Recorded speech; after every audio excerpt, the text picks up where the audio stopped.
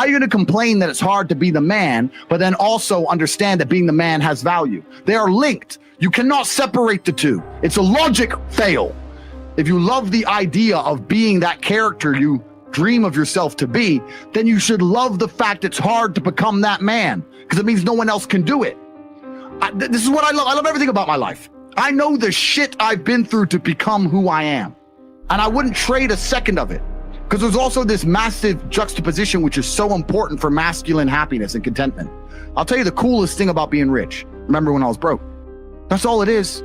It's only cool to sit there with my brother in the fucking Nurse Rat restaurant with Salt Bae being an idiot, spending 15 G's and saying, do you remember when we didn't have a penny? Right. 15 grand for dinner? We never had 15 grand in our savings account in our lives. Bam. Do you remember that time we were living off those 10p packs of noodles for 2 weeks? Do you remember? You need this juxtaposition. There is no light without dark. You will not appreciate your six pack unless you didn't have one and you had to earn it. That's how the world works. So when I talk to these dudes like, oh, but it's, you know what, Tate, yeah, I agree, but you know, it's hard. Of course it is, it's supposed to be. And if you're not cut out for it, then fuck off and live a normal existence and die. Sit there, letting other men enjoy the spoils of being a man and fucking die. If that's what you want to do, is just sit there and exist and then fade into history unremembered. That's your decision. People say that depression is stigmatized. It's the complete opposite. It's accepted now to the point where it's almost promoted. It's insane. Let me tell you something. Depression is not real. Feeling depressed is real. You can feel depressed, but you feel depressed, and that is a natural biological evolutionary trigger for you to change something in your life. That's your own mind telling you you're unhappy about X. If I went to jail today, I'd be depressed because I'm in jail. Right. I haven't caught depression. I don't have a disease. I'm just upset with my situation. Yep. I have people mess with me all the time. I'm fat and I can't get a girlfriend because I'm depressed. I'm like, no, pancake lover. You're depressed because you're fat and you can't get a girlfriend. Do you understand? This is the point, right? So for a lot of people, your life is depressing. A lot of you out there, if you're sitting there and you say you suffer from depression, you probably live a depressing life. You probably live a depressing life. So if I was you, I'd be depressed. But if you were me, you'd be happy. Do you know what could solve depression for most poor people? $1 million in the bank. Yes. Boom. So how is it a disease? This absolute acceptance of depression and acceptance of weakness. When you accept anything, to a degree, you're promoting it. Weakness is promoted now in men, right? Yeah. So let's take Robin Williams as an example. Robin Williams killed himself. I was just going to say him. Yeah. Robin Williams, right? Famous. He can be banging 19-year-olds for the rest of his life. Multi-millionaire. Everyone loves him. How could he possibly kill himself? I'll tell you why. Because when he walked into the therapist's office and said, I feel depressed, the therapist said, okay, here's some mind-altering drugs. Start taking these for the next 10 years. He was in therapy for 10 years. Oh, God. If I had to take mind-altering drugs and talk about sad shit for 6 hours a day for 10 years, I'd kill myself.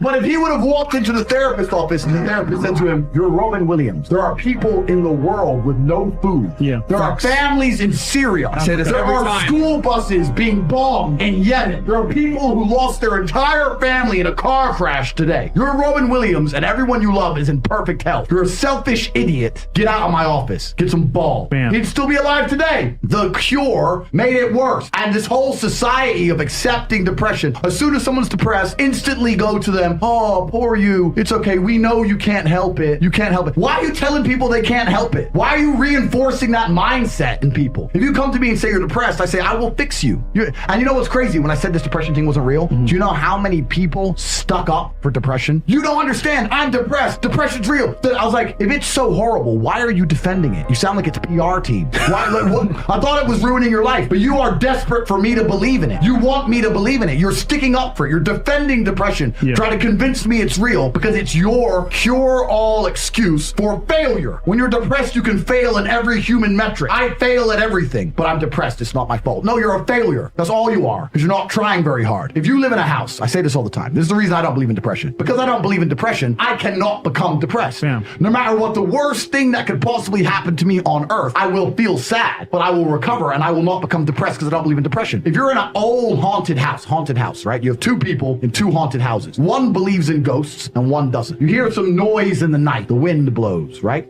The man who believes in ghosts is like, oh no, a ghost. Now he's scared, right? He wants an exorcist. He can't sleep. He's scared about ghosts. He's paranoid. The guy who doesn't believe in ghosts goes, wind, whatever, and goes back to sleep. Do you understand that it's the belief that gives it power? Right. If you don't believe in ghosts, the ghost can't hurt you. If you don't believe in depression, you can't become depressed. And I refuse to believe in something that's going to weaken me. Why would I believe in something that's going to weaken my ability to deal with problems in life? Why would I do that? I'm temporarily immortal. Do you understand? Do you understand? Yeah. I'm temporarily immortal, and I'm not going to waste my living years believing in things which take power from me, because I'm not an idiot. So if you're going to sit there and go, depression is real, actually, you don't understand the problems I'm going through, you're a moron. You are a moron. And the great thing about morons is, as you lose, there's no light without dark, right? There's no joy without pain. Of course. For me to be a winner, there needs to be losers. If you want to be depressed and sit around broke while I'm flexing in the Lambo, Simps. then do it. Go do it. But you're not going to convince me to join your way of thinking. The last thing, anyone who's watching this, I want you to understand, the last thing you should ever do is adopt the thinking of someone who is sad. Bam. Why would you want to think like the sad person? I'm sad and I'm semi-suicidal. You should have the same views and beliefs as me. What the fuck out of here? No, depression. Damn. It ain't real. There, I'm just blowing out the water. It's not real. You can come at me and say whatever you want. It's not real. The bumpy road to better. A lot of people teach about better as if it were magic, as if it would happen simply or easily. In reality, it's not that simple. Listen, folks, success is hard. It's not easy. It's hard changing your life. You don't get old without having suffered loss. Every year brings some sort of challenge with it. As you go along the way, you gain some things and you lose some things. You win some battles and you lose some battles. We just need to get that part straight. And wisdom develops in the life of those who have capitalized on their pain to draw conclusions. How you react to the famine determines whether you make it to the food. You can't just pray against the famine. You can't just stay in the same spot and do the same things that you've always done and expect to get a different result. You've got to take action. The difference between a dream and a wish is something you just hope it happens, but a dream you put actions behind. Wishing isn't going to get you anywhere. We don't understand the human requirement in the miracles of God. We walk away with praise to God, but absolve ourselves of human responsibility. You can pray, God, help me to feel better. Are you eating right? Are you exercising? Then God will do what you're asking. But you can't override natural laws and expect to live a blessed, healthy life. God has created us to be collaborative in the miraculous. That we have a responsibility to take action. Just because you're spiritual doesn't mean you get to pray for a job and stay at home. I'm just going to watch TV and hit the remote control. You'll never get to better if you don't get on the road. Jacob says, if you don't move, you're going to die. How could you let me die and I'm a child of God? You didn't move. And don't act like God has failed you when you have failed to move. When He sees you doing all you can, then He'll make things happen that you can't. Make this decision. I am not going to live complacent, passive. I'm going to pursue what God put in my heart. God has an incredible life for you, but you got to be willing to go through something to get to it. Success ain't free. You got to go get it. Look at somebody and say, it'll work if you work it. Whatever it is you are trying to build, if you won't be hungry for it, if you won't sweat for it, you don't have the right to get it. You have not got the right.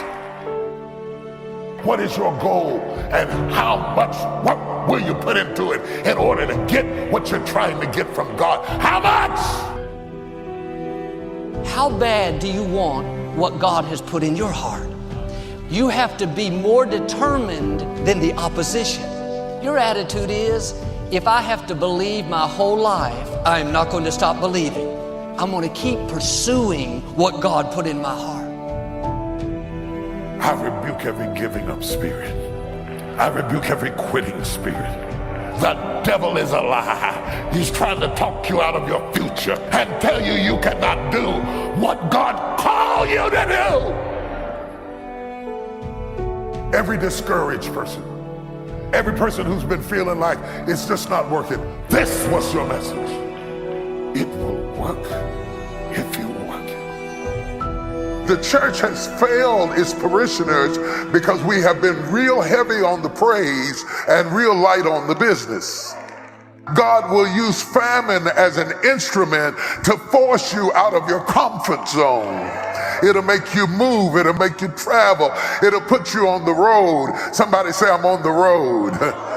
I'm on the road to better. There's something I'm after. There's something I want to see done. And I'm tired of sitting around assessing the same old troubles and going through the same old things. I'm tired of complaining. I got to move from here. Deliver me from people who will not take action. And God says action is required on you. You got to get on the road. And God knows that some of us won't move if we're too comfortable. Many are the times that I've had people come up and say, I want a double portion of your spirit. And I say, do you want a double portion of my trouble? Because you can't get a double portion of my spirit until you can stand a double portion of my trouble. You know what I can't stand when I hear Christians say, if it was the Lord's will, I would have had some money by now. You can't dump that on God. Too many people in society fall back on the word luck, not knowing the circumstances of someone else's success. And let me tell you how insulting that sounds to somebody who has literally grinded to build something worthwhile. When you say that guy got lucky, you're telling yourself subconsciously that you believe that you are not in control of your circumstances. You weren't pointing out how lucky he was when he couldn't pay his bills. Or how about when he's working on weekends and holidays when you're out celebrating with your family? Where were you? See, we sit back and hate on people when it's not them having that is our enemy. It's us not moving that is. Quit believing in luck and start believing in work. You can believe in God all you want, but if you don't work, man, it ain't gonna happen. He said faith without works is dead. The only thing that performs a miracle of increase called equity is called putting wisdom into labor. And this labor now can perform a miracle. Number one, do what you can. Get a list of the stuff you could do, you haven't done, postpone, and start cleaning that up. Don't walk like other people walk. Don't postpone like other people postpone. Do what you're going to do and do it now. If you put everything off till everything get right, oh, when I get all my ducks lined up, is that right? What if it's not duck season? Whatever your hands find to do, do it with all your might and do it with all your power. You've got to fight to put all your efforts and energy into things that's productive and purposeful. We have traded effectiveness for busyness. And we think because we're busy, we're effective. Most people are just trying to get through the day. Here's what I want you to be committed to do. Learn to get from the day. Commit yourself to learning. Don't be casual in getting it. Casualness leads to casualties. You're still breathing. You still got a pulse. You're not a loser. I'm depressed right now. No, you don't have the luxury of being depressed. Keep it moving. Most of us take our talents, our abilities, our skills to the graveyard. Rob the cemetery of your ideas. Say amen, somebody.